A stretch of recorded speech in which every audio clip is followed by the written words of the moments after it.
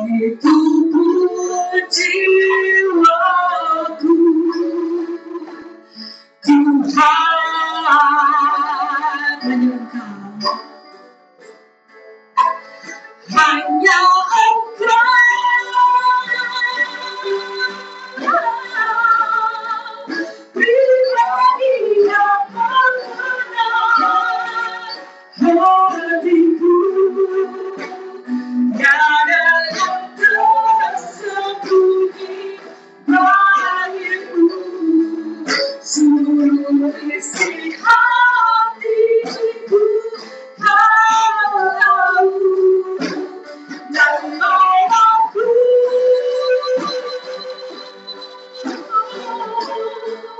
ku diberkati padamu. Dalam langitnya ketakutan hatiku.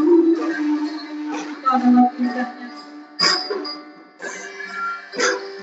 hingga dalam indahnya ketakutan hatiku.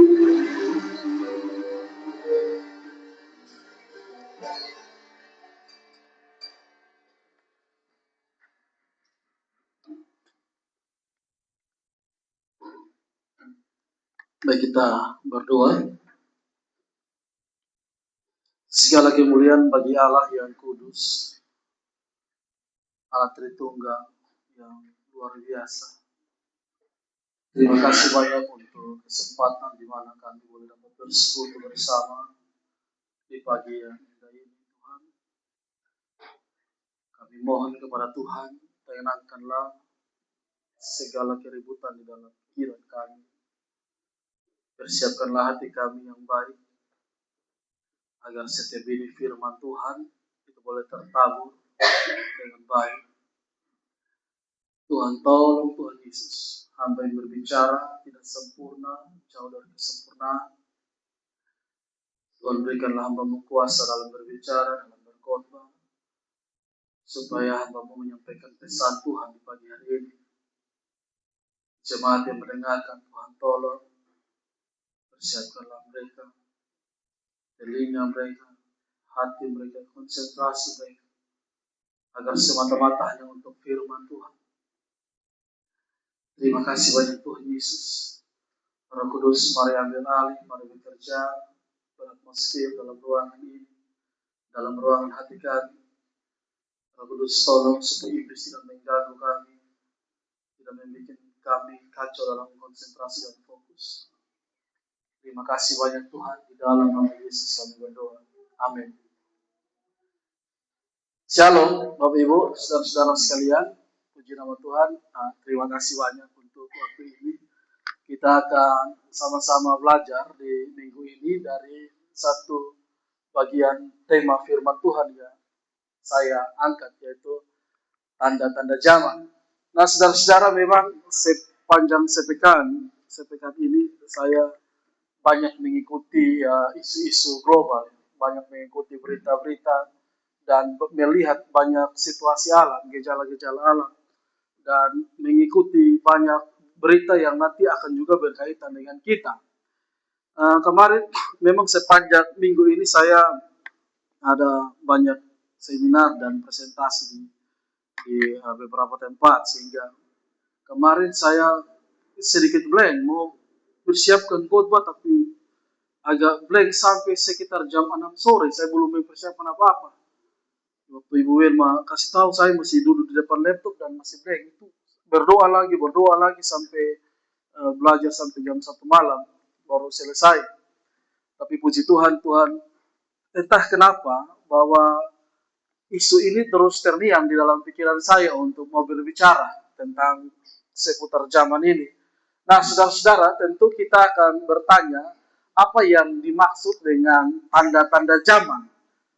Yang dimaksud dengan tanda-tanda zaman ini apa, saudara-saudara ya? Nah, saudara-saudara, dalam khotbah pagi ini kita akan belajar dari tema yang berjudul tanda-tanda zaman. Nah, yang saya maksudkan dengan tanda-tanda zaman di sini bukan merujuk pada peristiwa eskatologi atau akhir dari segala yang hidup, yaitu Kristus datang kedua kali. Bukan.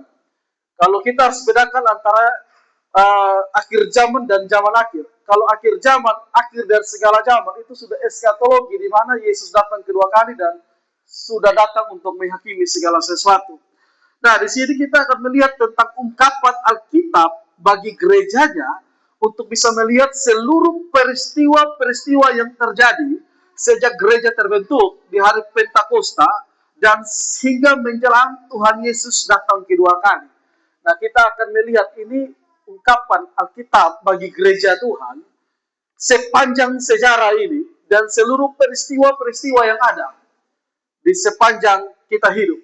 Tapi saudara-saudara, persoalan di sini adalah manusia itu seringkali terlena dengan kenikmatan duniawi. Manusia itu seringkali merupakan hikmat sehingga melihat relevansi Alkitab dengan konteks ketika di mana zaman kita hidup. Nah, seringkali kita ini tidak melihat bahwa tanda-tanda alam, fenomena alam, itu merupakan sinyal bagi kita, merupakan pesan bagi kita. Dan juga seringkali, Bapak Ibu Saudara-saudara, gereja Tuhan itu terlalu sibuk dengan banyak birokrasi. Gereja Tuhan terlalu sibuk dengan hal-hal yang sifatnya lahiriah. Sehingga apa? Kita menjadi buta dalam melihat tanda-tanda itu. Kita jadi buta dalam melihat fenomena-fenomena yang terjadi. Nah, ada anggapan-anggapan tertentu, Bapak Ibu Saudara, yang beranggap bahwa ketika Tuhan sudah menjadikan langit dan bumi, Tuhan sudah pergi jauh, Tuhan sudah meninggalkan ini kehidupan berjalan. Saudara, saya masih tetap percaya bahwa nubuatan-nubuatan di dalam Alkitab itu masih akan terus berlangsung sampai Tuhan Yesus datang. Dia tidak stop pada kitab Wahyu. Alkitab itu firman-Nya itu akan terus bekerja dan nubuatan itu akan terus berlangsung dan akan terus terjadi berdasarkan firman Tuhan. Sehingga apa, saudara-saudara, kita jangan terlalu hanya memperhatikan notifikasi di ponsel kita, lalu kita lupa bisikan Roh Kudus melalui setiap realitas kehidupan di sekitar kita. Nah, tidak sedikit orang, Bapak Ibu Saudara-saudara, tidak sedikit gereja itu sedang membangun kerajaan-kerajaan kecil bagi dirinya sendiri.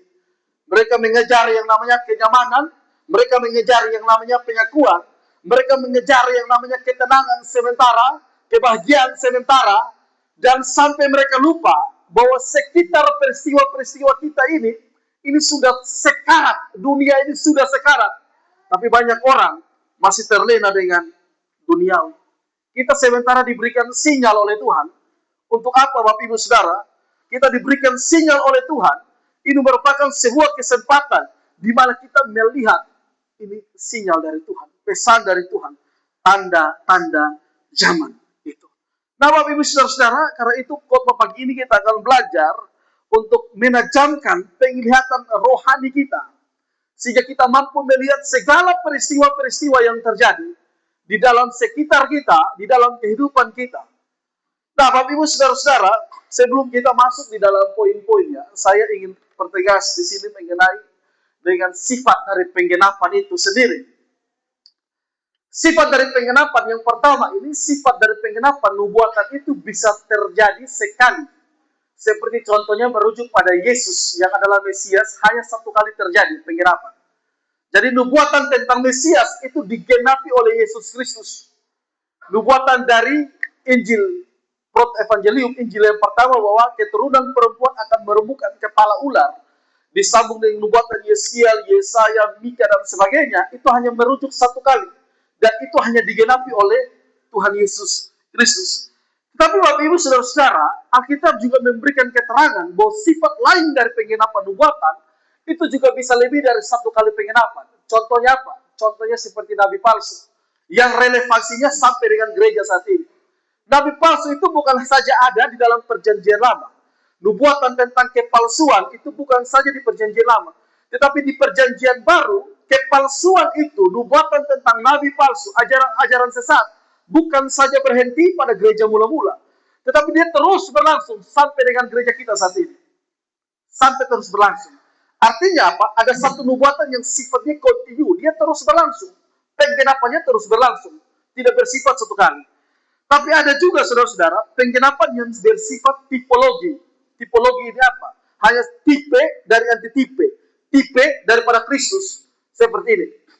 Dan ada juga penggenapan hanya sebagai tipologi, seperti dalam penggenapan langsung. Penggenapan langsung dalam konteks Nabi Yesaya, anak laki-laki Nabi Yesaya itu menjadi tipologi bagi Kristus. Kalau kita lihat bahwa di dalam konteks Yesaya, nubuatan tentang Mesias itu sudah ada zaman Yesaya. Tetapi anak laki-laki yang lahir di zaman Yesaya itu adalah anak laki-lakinya Yesaya, yang lahir dari perempuan. Nah, berarti nubuatan yang terjadi itu bisa menjadi tipe dan bisa menjadi antitipe. Sehingga ada nubuatan yang sekali terjadi, ada nubuatan yang terus kontinu, dan ada nubuatan yang bersifat menggenapi, tipe antitipe. Jadi ada penggenapan langsung dan ada penggenapan yang nanti akan terjadi. Nah, saudara-saudara, yang akan kita bahas di sini, ini adalah penggenapan-penggenapan yang sementara berlangsung. Sementara berlangsung. Tetapi banyak gereja ini belum sadar. Kenapa? Karena masih terlena dengan mujizat, masih terlena dengan euforia, masih terlena dengan berbagai hal yang menyibukkan diri, sehingga sulit sekali kita melihat tanda-tanda seperti itu. Nah, Bapak Ibu saudara-saudara, seperti apakah tanda-tanda zaman itu? Pertama, Bapak Ibu saudara, Alkitab menjelaskan adanya deru perang. Dalam Matius pasal 24 ayat 6-7. Kamu akan mendengar deru perang atau kabar-kabar tentang perang, namun berawas-awaslah. Jangan kamu gelisah sebab semuanya itu harus terjadi. Tetapi belum kesudahan, itu belum kesudahannya. Sebab bangsa akan bangkit melawan bangsa dan kerajaan melawan kerajaan. Akan ada kelaparan dan gempa bumi di berbagai tempat. Saudara-saudara, ini konteks Yesus bicara, nubuatan, dan sementara Yesus bicara, bangsa akan bangkit melawan bangsa, ketika gereja mula-mula itu sudah hadir, saudara, perhatikan bahwa Yesus itu lahir, tahun 1, tahun 1, sampai tahun 33 Masehi Yesus meninggal, tetapi tahun 70 Jenderal Titus menghancurkan Yerusalem, tinggal puing-puing. Jadi nubuatan itu digenapi, penggenapan itu berlangsung lagi. Nah, kalau kita lihat konteks Alkitab ini, saudara-saudara, kita lihat konteks Alkitab, penyesatan itu, konteks Alkitab itu disebut permulaan penderitaan. Artinya bangsa ini akan bangkit melawan bangsa. Dan ini bukan stop pada perang dunia pertama, tidak stop pada perang dunia kedua. Nanti akan terus berlangsung, Bapak Ibu saudara. Coba kita lihat ya, berita-berita terkini. Rusia dan Ukraina belum selesai sampai hari ini. Saudara jangan berpikir bahwa perang-perang ini di luar nubuatan Alkitab. Karena tidak ada satu kejadian yang terjadi di luar kedaulatan Allah. Kita harus melihat bahwa seluruh peristiwa ini peristiwa yang namanya penggenapan nubuatan. Rusia Ukraina ini belum selesai, sudah memanas. Amerika Iran lagi sementara memanas. India Pakistan ini makin menyeru di perbatasan. Kamboja Vietnam masih terus bergejolak. Israel Palestina sampai dengan hari ini. Saudara, bahkan ini ada ancaman perang nuklir di depan mata kita, dan situasi global ini benar-benar sekarang. Dan saudara jangan berpikir bahwa ketika Amerika perang dengan Rusia atau Amerika perang dengan Cina kita tidak berdampak. Kita berdampak. Ini bukan di konteks zaman batu sana. Ini di konteks zaman teknologi di mana segala sesuatu terhubung. Kalau mereka perang, kita juga berdampak. Saudara, ini adalah tanda-tanda yang mestinya kita sadari dan kita lihat. Saudara lihat, ada satu berita lagi yang sangat mencengangkan. Baru-baru ini ada berita hangat tentang file Epstein. Ada seseorang bernama Epstein. Dia sudah meninggal di dalam penjara. Itu filenya bocor dan di dalamnya terdapat rekayasa pandemi COVID. Untuk apa? Mengurangi jumlah penduduk dunia serta simulasi perang dunia ketiga. Artinya semua ini direkayasa, saudara. Saya baca, saya terkaget-kaget, dan saya mencari sumber yang valid. Itu sumber yang valid itu dikeluarkan oleh Menteri, kalau di sini kehakiman Amerika Serikat. Setiap 30 tahun mereka akan membongkar file-file itu. Dan ini saudara lihat, para elit global, COVID kita baru-baru itu ternyata rekayasa pandemi. Rekayasa untuk apa? Mengurangi penduduk dunia. Jadi kalau ada keluarga kita yang meninggal, ada sanak saudara kita, tetangga kita yang meninggal, itu semua itu memang bagian dari rekayasa global. Untuk apa? Untuk memang mengurangi. Dan saudara, sebelum terjadi perang dunia ketiga, simulasi perangnya sudah ada. Logikanya begini, saudara. Amerika semakin berkembang, Cina semakin berkembang, Rusia semakin berkembang, pabrik-pabrik teknologi semakin terus menciptakan senjata. Pesawat tempur semakin canggih, segala sesuatu semakin canggih, alat-alat militer semakin canggih. Saudara, yang canggih-canggih seperti ini harus dijual. Gak bagaimana supaya laku, simulasinya harus ada perang. Saudara jangan berpikir bahwa ketika perang datang kita tidak terdampak, kita sangat terdampak. Amerika dan Cina perang dagang, naikkan tarif ekonomi. Saudara, kita yang di Indonesia saja sangat terdampak dengan tarif. Bahan makanan naik berkali-kali lipat, lapangan pekerja semakin sedikit. Dan saudara, itu jangan berpikir bahwa tidak mengguncang iman, sangat mengguncang iman. Terdampak itu sampai kepada urusan rumah tangga, sampai kepada urusan anak-anak, sampai kepada bukan saja iman yang terganggu. Akhirnya apa? Melahirkan skeptisisme kepada orang, tidak lagi mempercayai Tuhan. Kenapa? Salahnya adalah kita tidak mau melihat tanda-tanda zaman itu. Tidak mau mulai dengan hikmat untuk menjalani kehidupan. Saudara, ini sangat berbahaya sekali. Tanda zaman yang kedua, nabi palsu dan ajaran sesat. Saudara perhatikan Matius pasal 24 ayat ke-11. Banyak nabi palsu akan muncul dan menyesatkan banyak orang.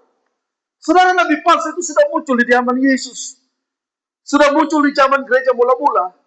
Dan sudah muncul sampai dengan zaman kita saat ini. Alkitab memperingatkan kita dengan sangat keras bahwa akan ada tanda-tanda zaman berupa apa? Makin banyak nabi palsu. Dulu kita berpikir mungkin nabi palsu itu datang seperti Lia Eden. Dulu saudara mungkin pernah dengar yang namanya Lia Eden, berita di Lia Eden.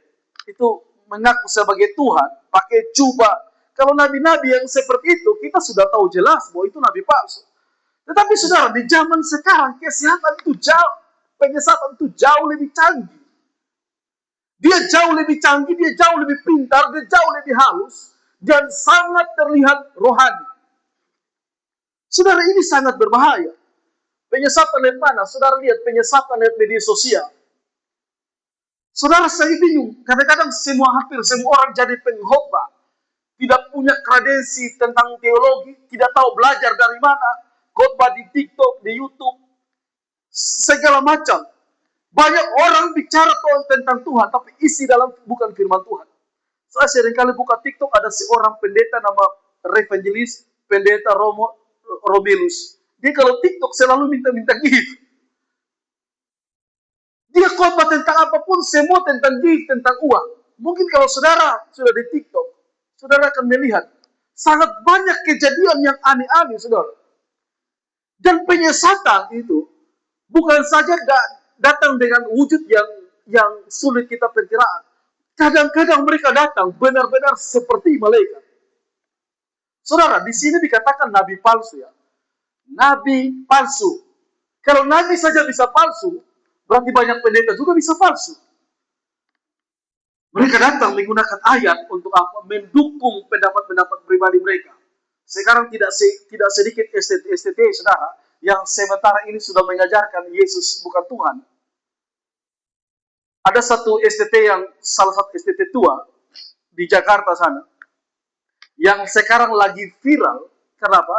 Karena dia sedang mengundang seorang bishop yang dulu dari salah satu gereja, masih anggota PGI, dia keluar, dia mempercayai bahwa Allah itu cuma satu pribadi dan mempunyai wujud manifestasinya, bukan satu hakikat tiga pribadi.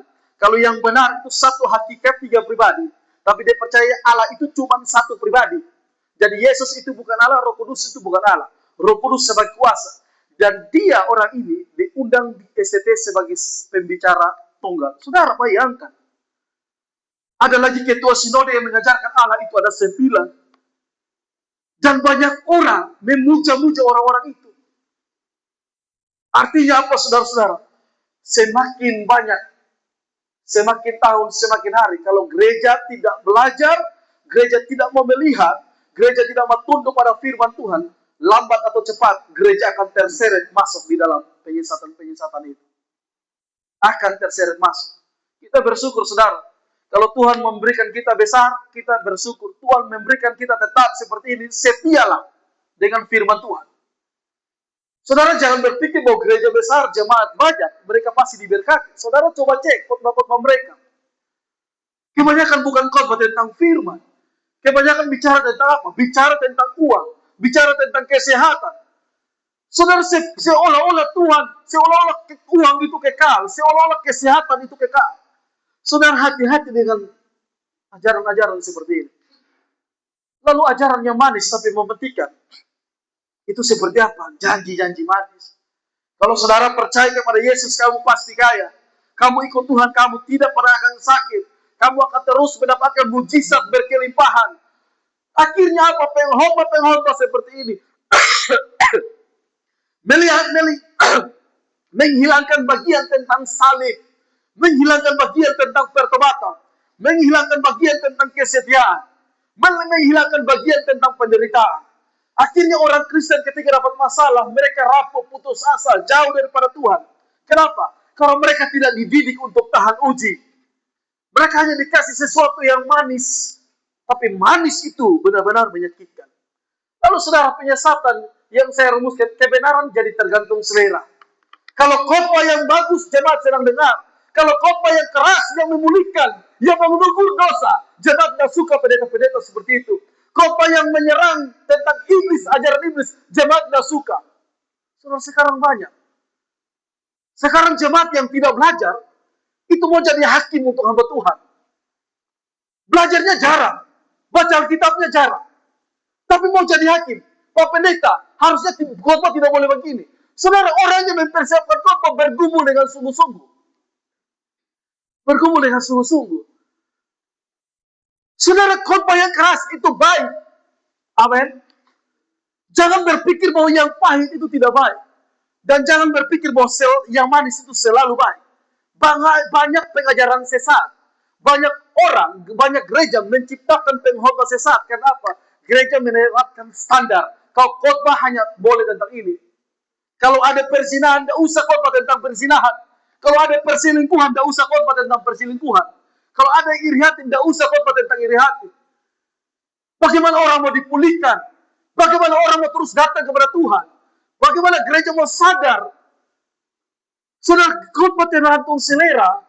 Kalau jemaat kaya, khotbahlah tentang bisnis kekayaan. Kalau jemaat miskin, khotbahlah tentang kutuk. Saudara, akhirnya kebenaran tergantung selera kita. Saudara, kebenaran tidak tergantung kita. Kebenaran tergantung Alkitab. Amin. Kita mau terima atau tidak terima, firman Tuhan tetap firman Tuhan. Saudara mau suka atau tidak suka, firman Tuhan tetap firman Tuhan. Di sini kita dididik, saudara-saudara, kita diajar, saudara-saudara. Jangan pernah melihat siapapun yang memberitakan. Apa yang disampaikan itu jauh lebih penting daripada orang yang menyampaikan. Tetapi orang yang menyampaikan mempunyai beban moral untuk melakukan apa yang dia sampaikan. Amin. Apa yang dia sampaikan. Saudara, perhatikan tanda yang berikut. Skeptis. Saya banyak diskusi dengan orang-orang Kristen di dalam gereja. Mereka sudah ragu dengan Tuhan. Banyak rekan diskusi saya.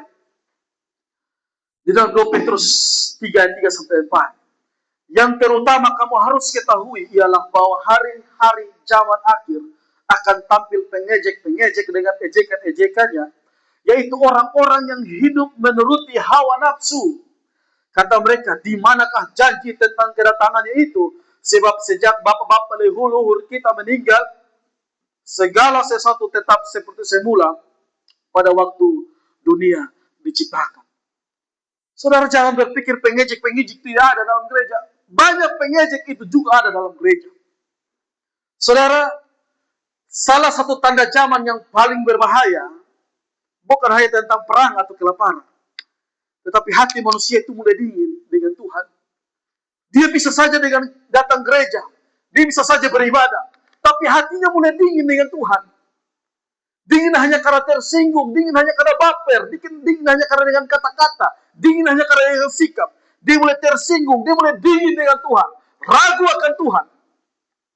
Saudara, 2 Petrus 3-4 ini sudah mengingatkan kepada kita bahwa akan ada orang yang skeptis dengan Tuhan. Saudara, jangan sampai kita ragu dengan Tuhan hanya karena persoalan kehidupan kita.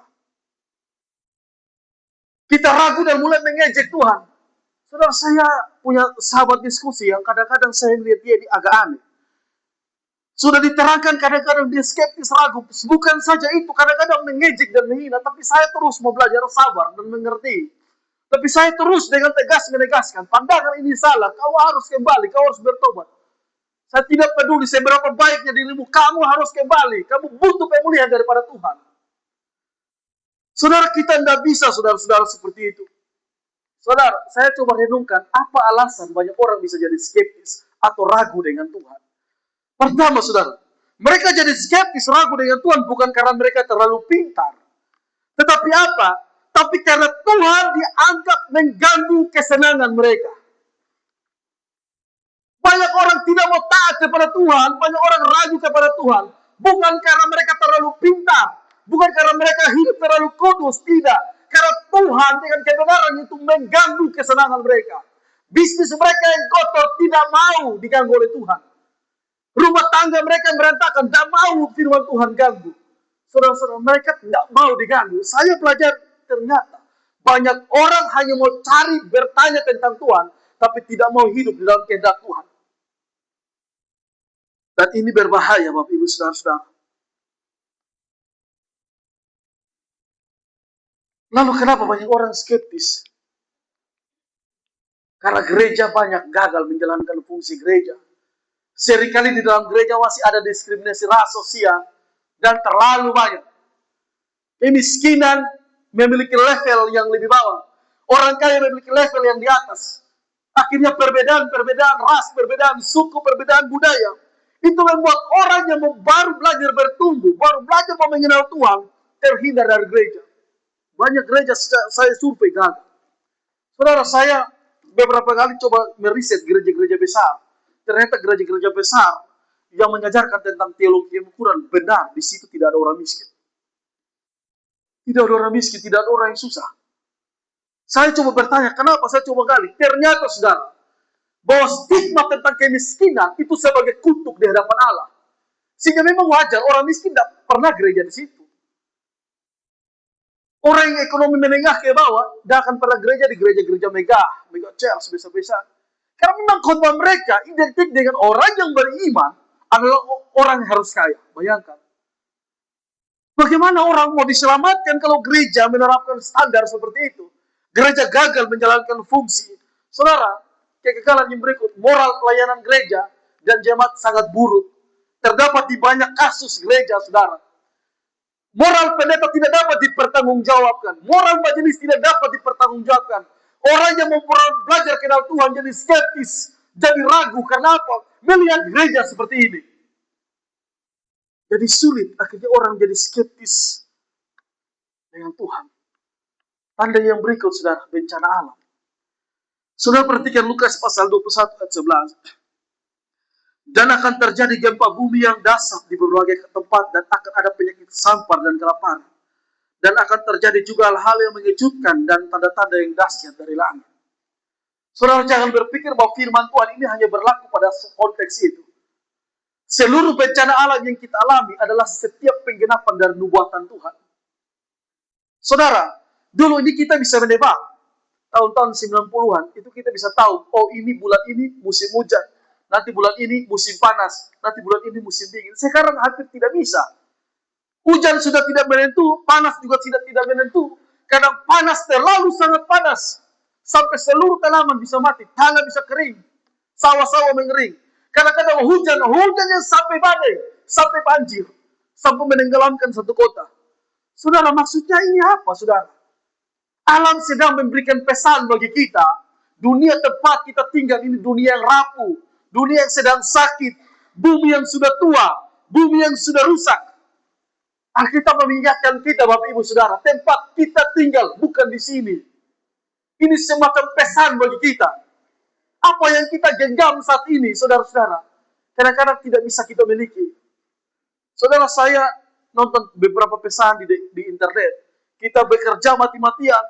10 tahun kita bekerja mati-matian, mengumpulkan banyak harta. Saudara, kita mati, saudara percaya, orang lain yang akan menikmati. 20 tahun kemudian, rumah yang kita bangun, sudah bukan kita yang tinggal, orang lain yang tinggal yang kita tidak kenal. Itu membuktikan apa? Pesannya apa, saudara? Apapun yang terjadi dalam hidup ini, dalam dunia, benar-benar rapuh dan sementara. Itu pesan daripada Tuhan. Tanda-tanda zaman itu harus kita lihat, saudara-saudara. Tanda yang berikut, kemerosotan moral.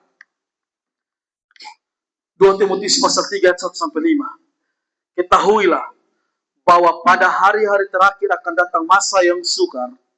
Manusia mencintai dirinya sendiri dan menjadi hamba uang.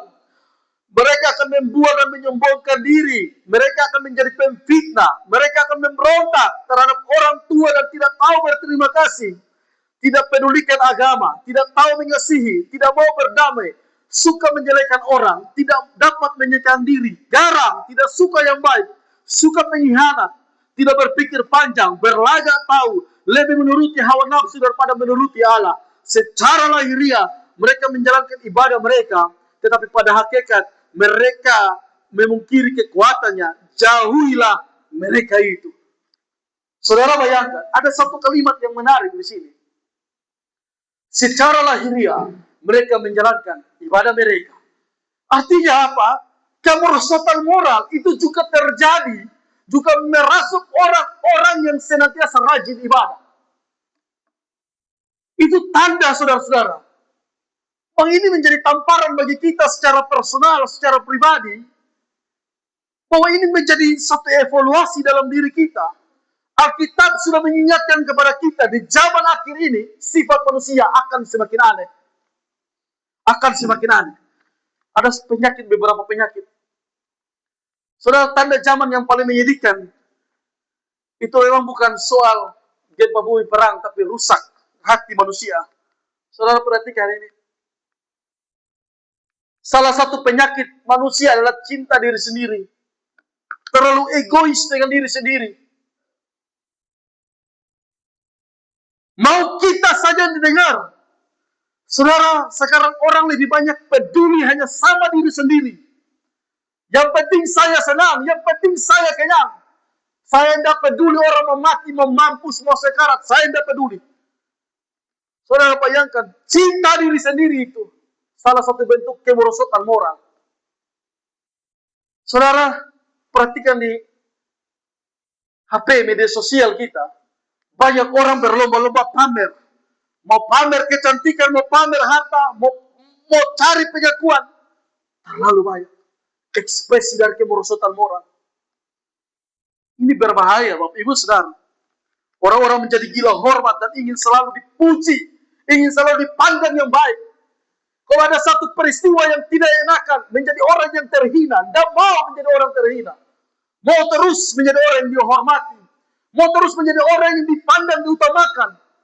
Ini merupakan salah satu ekspresi dari kemerosotan moral. Orang menjadi hamba uang. Menjadi hamba uang. Saudara-saudara, demi uang orang bisa tega tipu orang tua. Tipu saudara sendiri. Demi uang orang bisa tega meninggalkan Tuhan. Saudara bayangkan. Demi uang banyak pemuda-pemuda yang sudah sidi, sudah baptis. Demi uang bisa jual diri, bisa tinggalkan Kristus. Demi uang. Kemerosotan moral sangat ngeri. Sekarang banyak orang itu lebih takut dompetnya kosong daripada hatinya kosong. Saya ini bersyukur, saudara. Saya bersyukur Tuhan ini sudah bawa saya pelayan tanpa uang. Saudara bisa uji kami. Kami sudah biasa pelayan tanpa uang. Sudah biasa pelayan benar-benar tanpa uang. Bukan sampai di sini. Di Kupang sudah biasa pelayan tanpa uang. Ujian tentang uang sudah mungkin tidak mampan. Mungkin Tuhan akan kasih ujian yang lain. Orang fitnah, orang iri, orang dengki, menjatuhkan nama. Mungkin. Kami sudah terbiasa tanpa uang. Sudah sangat terbiasa. Tapi banyak orang melayani karena uang. Karena uang, sikap orang bisa berubah, saudara. Karena uang. Saudara, ini kita baik, tapi karena uang, sikap bisa berubah. Uang bisa membentuk karakter orang, atau uang membuka karakter orang. Karena uang. Saudara, hilangnya rasa hormat satu dengan yang lain. Kemerosotan moral, hilang rasa hormat. Orang tidak mau saling lagi menghormati. Yang tua tidak mau menghormati yang muda. Yang muda tidak mau menaruh rasa hormat kepada yang tua. Ini tanda-tanda zaman, Bapak Ibu Saudara. Jangan berpikir bahwa di gereja semua suci, tidak.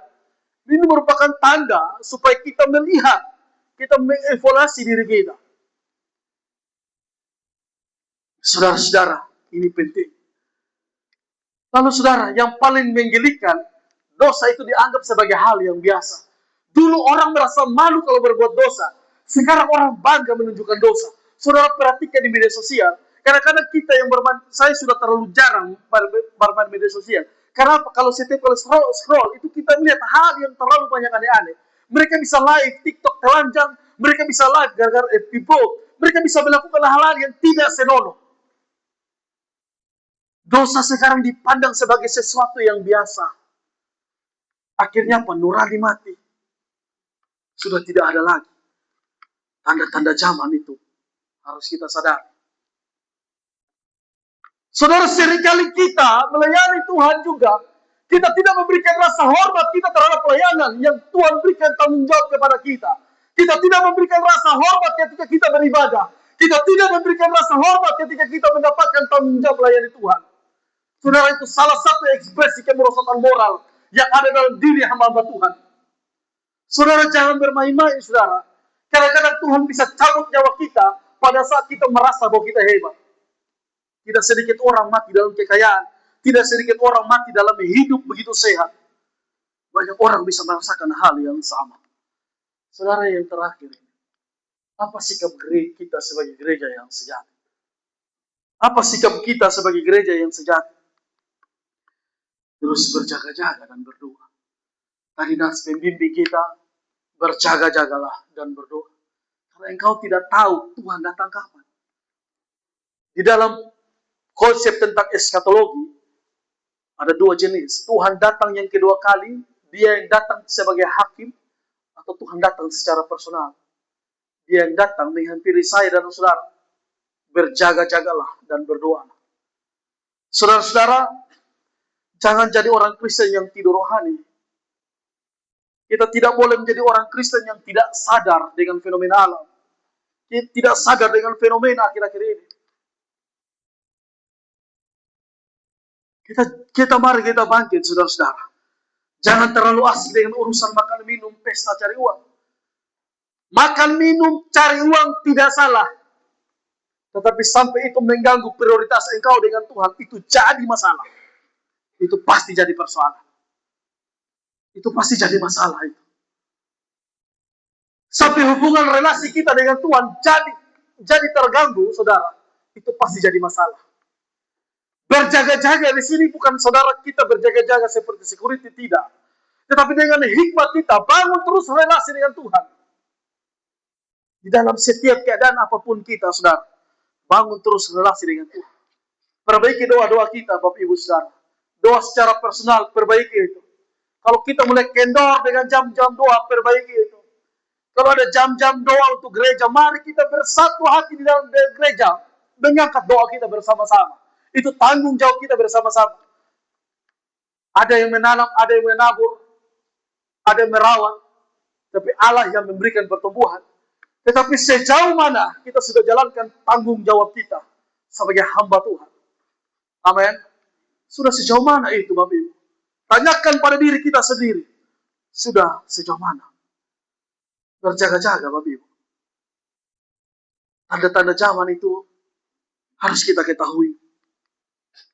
Tetap hidup dalam terang dan menjadi terang dalam dunia yang gelap.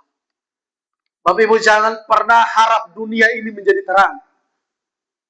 Jangan pernah berharap kambing itu jadi domba. Jangan pernah harap serigala itu menjadi domba. Jangan pernah harap lingkungan sekitar kita menjadi terang. Tidak bisa. Kitalah yang harus menjadi terang. Godaan dunia terlalu besar, tetapi tetaplah bersinar di dalam setiap lah kita. Amin. Di dalam setiap lelah kita dalam kelelahan apa saja. Saudara lelah karena memikirkan pekerjaan Tuhan. Saudara lelah karena saudara melayani Tuhan. Saudara lelah karena saudara sudah terlalu lelah dengan hidup rumah tangga keluarga. Saudara lelah tapi tetaplah bersinar di dalam setiap kelelahan kita. Amin. Hiduplah di dalam terang itu. Gereja yang sejati, gereja yang tidak meninggalkan terang itu. Terang itu akan menyinari kita yang gelap. Jangan pernah takut kita berjalan sendiri. Kalau Tuhan menyertai kita, cukup. Saudara, kalau Tuhan menyertai, cukup. Amin. Saudara, kita jangan tunggu besar supaya bisa melayani Tuhan. Jangan. Selama sekitar 18-20 tahun, saya melayani Tuhan sebagai pengkhotbah. Sudah terlalu banyak fase kehidupan yang saya lalui. Dari masa muda, masuk keluar sel. Dari hidup di jalanan, hidup dengan dosa. Tuhan panggil jadi pendeta. Tuhan suruh saya belajar mati-matian teologi yang benar. Tuhan mau masuk saya dalam fase kehidupan. Tuhan membawa saya berjumpa dengan banyak karakter kehidupan orang. Saya belajar, saudara. Cukup Tuhan menyertai, itu cukup. Tumpuan harapan kita apa? Yang kita andal-andalkan. Sewaktu-waktu sirna. Tetapi Tuhan kalau menyertai kita, cukup. Saya bicara, ini bukan karena saya tidak pernah alami. 18-20 tahun saya jadi pengkhotbah. Melayani Tuhan, belajar mati-matian. Hidup dalam sukar sulit, di dalam setiap fase. Saya sudah mengalami kepahitan. Titik paling rendah, sudah. Kalau tidak melayani Tuhan sungguh-sungguh, itu kebodohan terbesar yang saya lakukan. Karena sepanjang di dalam fase-fase yang tidak enak, tidak ada siapa-siapa, hanya ada Tuhan. Amin. Layani Tuhan sungguh-sungguh, Bapak Ibu Saudara. Yang terakhir, fokus pada surga. Saudara, seringkali saya berkata, kaki kita boleh injak di bumi, tapi pandangan iman kita harus surga. Kalau kita punya fokus sudah bergeser, saudara percaya atau tidak, lambat atau cepat kita down. Rubuh pasti. Bisnis kita goncang, kita down. Rumah tangga kita goyah, kita down. Tingkah laku anak-anak kita mulai aneh-aneh, kita down. Uang kita mulai menipis, kita down. Tapi kalau fokus kita cuma satu, surga, kita bisa lalui semuanya itu. Semuanya itu bisa kita lalui. Saudara, jangan terlalu erat menyenggam apa yang kita miliki. Sampai genggaman kita ke surga menjadi rapuh. Amin. Genggam apa yang kita miliki, jangan terlalu erat kita genggam. Sampai kita tidak punya kesempatan untuk menggenggam surga. Fokus kita harus surga. Tujuan akhir kita, rumah kita di sana. Saudara, jangan macam-macam. Dan seringkali saudara, orang tidak bisa melihat, membaca tanda-tanda zaman ini. Saudara, mari kita yang mungkin evaluasi diri kita. Sudah sejauh mana kita berikan yang terbaik untuk Tuhan. Ini kesempatan Tuhan membuka kita kembali melihat zaman ini. Melihat zaman ini semakin mencekam. Hanya ada dua kemungkinan. Kita ditelan zaman ini atau kita terobos zaman ini.